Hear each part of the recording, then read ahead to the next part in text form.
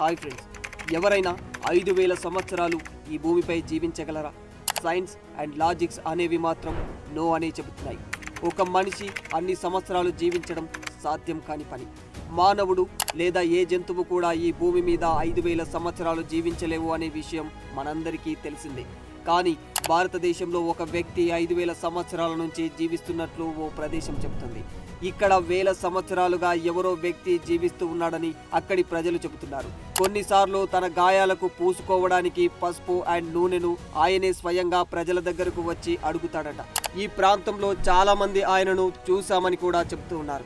మహాభారత కాలం నుంచి ఒక వ్యక్తి ఇక్కడే బ్రతికి ఉన్నాడని ఈ ప్రజలు ఇప్పటికీ నమ్ముతూనే ఉంటారు. అయితే ఆ వ్యక్తి మరెవరో కాదు, మహాభారతంలో ఉన్న గొప్ప వీరుల్లో ఒకడు, సప్త చిరంజీవుల్లో ఒకడు, మహాశివుడి యొక్క 5వ అవతారమని కూడా చెబుతూ ఉంటారు. పాండవుల సైన్యాన్ని మరియు ఉప పాండవులను ఊచ కోత కోసినవాడు, అర్జునుడికి సమానమైన వీరుడు. మహాభారత కురుక్షేత్రంలో పాండవుల సైన్యాన్ని ఒంటి చేతితో ఊచకోత కోసిన ద్రోణాచార్యుడి కొడుకు, అతనే అశ్వత్థామ. అశ్వత్థామ మహాభారత యుద్ధంలో కౌరవుల పక్షాన పోరాడాడు. కానీ అతను చేసిన ఒకే ఒక చిన్న తప్పు కారణంగా అతను ఒక శాపాన్ని పొందాడు. దాని కారణంగా అతను ప్రపంచం అంతమయ్యేంత వరకు ఇక్కడే భూమి మీద నివసిస్తూ తిరుగుతూ ఉంటాడట. ఒడిస్సా, ఉత్తరాఖండ్ అడవుల్లో ఇప్పటికీ అశ్వత్థామ కనిపిస్తాడని కొన్ని పుకార్లు నిత్యం వినిపిస్తూనే ఉన్నాయి. జబల్పూర్ నగరంలోని గోరీఘాట్ ఒడ్డున కూడా అశ్వత్థామ తిరుగుతూ కనిపించాడని అక్కడి కొంతమంది స్థానికులు అశ్వత్థామను స్వయంగా తమ కళ్ళతో చూశామని చెప్తున్నారు. అంతేకాదు, అశ్వత్థామ నుదుటి నుంచి నిరంతరం ఇప్పటికీ రక్తం కారుతూనే ఉందని వాళ్ళు చెబుతున్నారు. అయితే అశ్వత్థామ నిజంగానే ఇప్పటికీ బ్రతికే ఉన్నాడా? అది తెలియాలంటే మనం మహాభారతంలోకి ఎంటర్ అవ్వాల్సిందే. అయితే వాస్తవానికి మహాభారతం హిందూ మతానికి మూలాధారమైన ఓ గొప్ప కావ్యమని చెప్పుకోవచ్చు. ఈ మహాభారతాన్ని వేదవ్యాసుడు వివరిస్తూ ఉంటే వినాయకుడు రచించారని చెబుతుంటారు. రాజ్యం కోసం కౌరవులు పాండవుల మధ్య యుద్ధం ఎలా జరిగిందో, దీని నుంచి మానవ సమాజం ఏం నేర్చుకోవాలో ఇందులో క్లియర్గా రాసి ఉంటుంది. మహాభారత యుద్ధంలో శత్రువులతో పోరాడిన యోధులు ఎందరో ఉన్నారు. అందులో గురు ద్రోణాచార్యులు కూడా ఒకరు. ద్రోణాచార్యుడు కౌరవుల పక్షాన పోరాడాడు. ద్రోణాచార్యుని కుమారుడు అశ్వత్థామ కూడా కౌరవుల పక్షాననే పోరాడాడు. అశ్వత్థామ ఓ గొప్ప యోధుడు. అతను మహాభారత కాలంలో జన్మించాడు. అశ్వత్థామ జననం అంత సాధారణంగా జరగలేదు. ద్రోణాచార్యునికి సంతానం కలగకపోవడంతో అతను హిమాచల లోయలలో ఉన్న తేపేశ్వర మహాదేవ్ అనే స్వయంభూ శివలింగానికి పూజ చేసి కొడుకును పొందాడు. అశ్వత్థామ శివుని అంశతో పుట్టాడు కాబట్టి ఆయనను శివుని స్వరూపం అని కూడా చెబుతూ ఉంటారు. అతను పుట్టిన వెంటనే అశ్వత్థామ పెద్ద స్వరంతో ఒక గుర్రంలాగా అరిచాడట. అప్పుడు ఈ శబ్దం అన్ని దిశల్లో ప్రతిధ్వనించింది. అందుకే ఈ ప్రత్యేకమైన బిడ్డకు అశ్వత్థామ అని పేరు పెట్టినట్టు చెబుతూ ఉంటారు. అశ్వత్థామ తలపై ఒక రత్నం ఉంటుంది. ఆ రత్నం అతని పుట్టుక నుంచి అలానే వచ్చింది. ఇక అతని తల్లి పేరు కృపి. అశ్వత్థామ బాల్యంలో ఉన్నప్పుడు కృపి అండ్ ద్రోణాచార్య చాలా కష్టమైన జీవితాన్ని గడిపేవారు. ఎంత బీదరికమంటే కనీసం అశ్వత్థామకు తాగడానికి పాలు కూడా దొరికేవి కావు. అలా అశ్వత్థామ తన బాల్యాన్ని చాలా పేదరికంగా గడపాల్సి వచ్చింది. ద్రోణాచార్యుడు అశ్వత్థామ పరిస్థితిని చూసి తనకు తానే చాలా నిందించుకునేవాడు. ఎలాగైనా అశ్వత్థామ ఆకలి తీర్చాలని ద్రోణాచార్యుడు మతపరమైన దానం కోసం ఎన్నో గోశాలల చుట్టూ తిరిగేవాడు. కానీ దానానికి ఒక్క ఆవు కూడా కనిపించేది కాదు. చివరికి తన చిన్ననాటి స్నేహితుడు దగ్గరకు ఎందుకు వెళ్ళకూడదు అని ఆలోచించాడు. ఆయన ఇంకెవరో కాదు, ద్రుపద మహారాజు. ఒకరోజు ద్రోణాచార్యుడు తన కొడుకు అశ్వత్థామతో కలిసి రాజు ద్రుపదుని ఆస్థానానికి వెళ్ళాడు. కానీ అక్కడ రాజు ద్రుపదుడు ద్రోణాచార్యుడిని నీచంగా చూస్తూ ఒక అడుక్కు తినేవాడికి రాజుకు స్నేహమేంటి అని ఘోరంగా అవమానించి ద్రోణుడిని తన ఆస్థానం నుంచి బయటకు నెట్టేస్తాడు. అతని పేదరికం తారాస్థాయికి చేరినప్పుడు ద్రోణాచార్యుడు హస్తినాపురానికి వెళ్ళాలని నిర్ణయించుకున్నాడు. అక్కడ కౌరవులకు పాండవులకు బోధించడం మొదలుపెట్టాడు. పాండవులు కౌరవులతో పాటు అశ్వత్థామకు కూడా ఎన్నో ఆయుధాలు ఇచ్చాడు, ఎన్నో శాస్త్రాలు నేర్పించాడు. ద్రోణాచార్యుడు పాండవులు కౌరవులు ఇద్దరికీ గురువు. కానీ మహాభారత యుద్ధంలో ద్రోణాచార్యుడు కౌరవుల పక్షాననే పోరాడాల్సి వచ్చింది. తన తండ్రిలాగే అశ్వత్థామ కూడా కౌరవుల పక్షాననే పోరాడాడు. ఈ క్రమంలోనే అశ్వత్థామ కౌరవ సైన్యానికి నాయకత్వం వహించి అనేక మంది పాండవ యోధులను చంపేశాడు.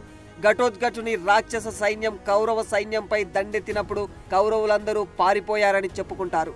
కానీ ఒక్క అశ్వత్థామ మాత్రమే ఒంటరిగా నిలబడి ఘటోత్కచుని కొడుకు అంజన్ పర్వాన్ని చంపేస్తాడు.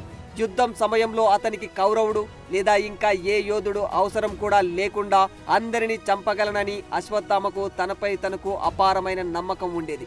యుద్ధ సమయంలో ద్రోణాచార్యుడు ఇంకా అశ్వత్థామ ఒకే సమయంలో పాండవుల సైన్యంపై చాలా భారాన్ని మోపేవారు.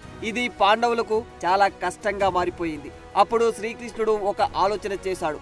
గురుదేవుణ్ణి బలవంతంగా ఎందుకు ఓడించకూడదు అని అనుకున్నాడు. అది కూడా మోసంతో కాదు. నిజానికి ద్రోణాచార్యుణ్ణి చంపడానికి శ్రీకృష్ణుడు పాండవులను అశ్వత్థామకు తప్పుడు వార్తను ప్రచారం చేయమని కోరుతాడు. ధర్మరాజు యుధిష్ఠిరుడు పాండవుల వంచనకు మద్దతు తీసుకోనని చెప్తాడు. అప్పుడు శ్రీకృష్ణుని ఆజ్ఞ మేరకు యుధిష్ఠిరుడు అశ్వత్థామ అనే ఏనుగును చంపేస్తాడు.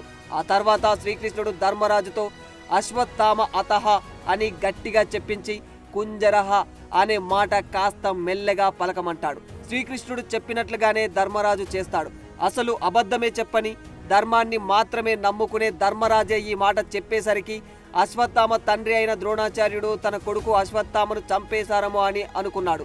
దీంతో మనస్తాపం చెంది తన చేతిలో ఉన్న ఆయుధాలను వదిలేస్తాడు. అప్పుడు దృష్టద్యుమ్నుడు అవకాశాన్ని సద్వినియోగం చేసుకుని ద్రోణాచార్యుని తలను నరికేస్తాడు. ద్రోణాచార్యుని మరణానంతరం ఇక తమకు కురుక్షేత్ర యుద్ధంలో తిరిగే లేదని పాండవులు తమ శిబిరంలో విజయోత్సవాలు జరుపుకుంటున్నారు. మరోవైపు తండ్రిని కోల్పోయిన బాధలో అశ్వత్థామ శోక సంద్రంలో మునిగిపోయాడు. ఎలాగైనా పాండవులపై ప్రతీకారం తీర్చుకోవాలని నిర్ణయించుకున్నాడు. ఆ రాత్రి అశ్వత్థామ పాండవుల శిబిరానికి చేరుకొని నానా బీభత్సం సృష్టించాడు. ద్రౌపది కుమారులైనటువంటి ఉప పాండవులందరినీ అత్యంత దారుణంగా చంపేస్తాడు. ఆ సంఘటన తర్వాత అర్జునుడికి కోపం వచ్చి అశ్వత్థామతో తలబడటానికి వెళతాడు.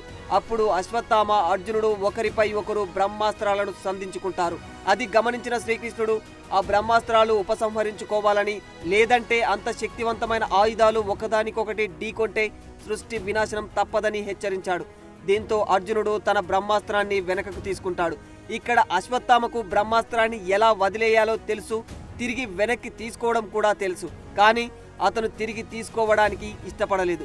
కాబట్టి ఆ బ్రహ్మాస్త్రాన్ని ఆపడానికి శ్రీకృష్ణుడు దానిని దారి మళ్లించినప్పుడు అది అభిమన్యుడి భార్య ఉత్తర గర్భాన్ని తాకుతుంది. ఇక్కడ మీకు డౌట్ రావచ్చు, బ్రహ్మాండమే బద్దలయ్యే బ్రహ్మాస్త్రాన్ని ఉత్తర ఎలా తట్టుకోగలిగింది అని. కానీ దానికి చాలా పెద్ద కథ ఉంది. శ్రీకృష్ణుడు ఆ గర్భాన్ని ఎలా కాపాడాడు, ఉత్తర గర్భానికి అంత శక్తి ఎక్కడిది, అదంతా మనం తర్వాత ఒక వీడియో చేద్దాం. ఇక తన కుమారులందరినీ చంపిన తర్వాత ద్రౌపది విలపించడం ప్రారంభించింది. అర్జునుడు అశ్వత్థామను పట్టుకొని ద్రౌపది ముందుకు తీసుకువస్తాడు. కానీ ఈ మహా సంగ్రామంలో తన కుమారులే కాకుండా ఎందరో వీరులు వీర మరణం పొందిన విషయం ఆమె గుర్తుకు తెచ్చుకుంటుంది. అదంతా గుర్తుకు రావడంతో ద్రౌపది అశ్వత్థామను క్షమించి వదిలేస్తుంది. కానీ శ్రీకృష్ణుడు మాత్రం అశ్వత్థామను క్షమించలేదు. చాలా కోపంతో శ్రీకృష్ణుడు అశ్వత్థామ నుదుటిపై ఉన్న రత్నాన్ని తీసేసి కలియుగం చివరి వరకు మహాభారత యుద్ధంలో తనకు అయిన గాయాలతో రక్తం కారుతూ ఉంటే ఆ నొప్పిని భరిస్తూ భూమిపై సంచరించమని శపించేశాడు. శ్రీకృష్ణుడు ఎప్పుడైతే రత్నాన్ని బయటకు తీసేశాడో అప్పటి నుంచి అశ్వత్థామ శక్తులన్నీ పోయినట్టు చెబుతూ ఉంటారు. అప్పటి నుంచి అశ్వత్థామ నుదుటిపై రక్తస్రావం జరుగుతూనే ఉంటుంది. అతని శరీరంపై మహాభారత యుద్ధం యొక్క గాయాలు ఇప్పటికీ మాననే లేదంటుంటారు. శాపం పొందిన తర్వాత అర్జునుడు అతన్ని అవమానించి శిబిరం నుంచి బయటకు తరిమేస్తాడు. అయితే యుద్ధం ముగిసిన తర్వాత కౌరవుల నుంచి 3 యోధులు మాత్రమే మిగిలారు. వారే కృప, కృతవర్మ, అశ్వత్థామ. అనంతరం కృప హస్తినాపురానికి, కృతవర్మ ద్వారకకు వచ్చేశారు. వ్యాసముని అశ్వత్థామకు ఆశ్రయమిచ్చాడు. అప్పటి నుంచి ఇప్పటి వరకు అశ్వత్థామ ఈ భూమిపైన సంచరిస్తున్నాడని చెబుతూ ఉంటారు. ఒరిస్సా ఉత్తరాఖండ్ అడవుల్లో ఇప్పటికీ అశ్వత్థామ కనిపిస్తాడు అనే పుకార్లు గట్టిగా వినిపిస్తూనే ఉంటాయి.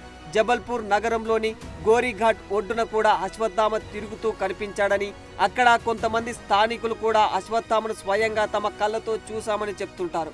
ఇప్పటికీ తన గాయాలను అరికట్టడానికి అశ్వత్థామ పసుపు నూనె కోసం ప్రజలను అడగటానికి వస్తారట.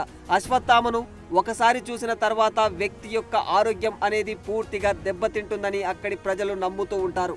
ఇంకా సూర్యాస్తమయం తర్వాత ఈ ఘాట్ కోటలో ఎవ్వరిని ప్రవేశించనివ్వరు. కోట మొత్తం మూసేసి లాక్ చేస్తారు. కానీ ప్రతిరోజు ఉదయం చూసేసరికి శివలింగంపై తాజా పువ్వులు, నీటిని సమర్పించి ఉంటుందట. ఇది కూడా అశ్వత్థామ పనే అని అక్కడి ప్రజలు నమ్ముతూ ఉంటారు. ఏది ఏమైనా భారతీయ వేదాల ప్రకారం ఈ భూమిపై ఇప్పటికీ సజీవంగా ఉన్న 7 చిరంజీవుల్లో అశ్వత్థామ కూడా ఒకరిగా చెబుతూ ఉంటారు.